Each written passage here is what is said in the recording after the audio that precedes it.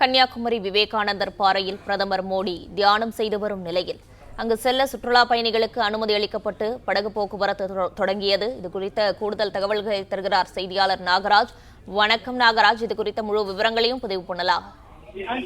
கன்னியாகுமரி விவேகானந்தர் பாறையில் இரண்டாவது நாளாக தியானத்தை தொடர்கிறார் பிரதமர் நரேந்திர மோடி. இந்த நிலையில் சுற்றுலா பயணிகள் உள்ளே அனுமதிக்கப்படுவார்களா என்ற கேள்வி எழுந்தது. ஆனால் இன்று காலை 8 மணி முதல் வழக்கம் போல் சுற்றுலா பயணிகள் படகு மூலமாக விவேகானந்தர் பாறைக்கு சென்று சுற்றி பார்த்து வரலாம் என்று தெரிவிக்கப்பட்டுள்ளது. அதன்படி காவல்துறையினர் அதற்கான பலத்த பாதுகாப்பு ஏற்பாடுகளை செய்திருக்கிறார்கள். அதாவது வரக்கூடிய நபர்கள் அவர்கள் மொபைல் போன் மட்டும் கொண்டு செல்லலாம், மற்ற எந்த பொருட்களும் கொண்டு செல்லக்கூடாது என்று சொல்லியிருக்கிறார்கள். அதே போல ஒவ்வொருவரும் உள்ளே செல்லக்கூடிய ஒவ்வொரு நபருமே தங்களது ஆதார் கார்டுகளை காண்பித்து அது தங்கள் விலாசங்கள் சொல்லுங்க அனைத்துமே கொடுத்துவிட்டு முழு முகவரியும் கொடுத்துவிட்டு அதுக்கப்புறம் அவர்கள் உள்ளே செல்ல வேண்டும் என்று சொல்லப்பட்டிருக்கிறது. அதன் அடிப்படையில் நீண்ட வரிசையில் நின்று சுற்றுலா பயணிகள் தங்களது முகவரிகளை கொடுத்துவிட்டு காவல்துறையிடம் தங்கள் ஆதார் கார்டுகளை காண்பித்து அதன் பிறகு உள்ளே அனுமதிக்கிறார்கள். உள்ளே சுற்றி பார்த்து விடுவார்கள். மற்றபடி எந்த பொருட்களும் உள்ளே கொண்டு செல்ல அனுமதி என்று சொல்லிவிட்டார்கள்.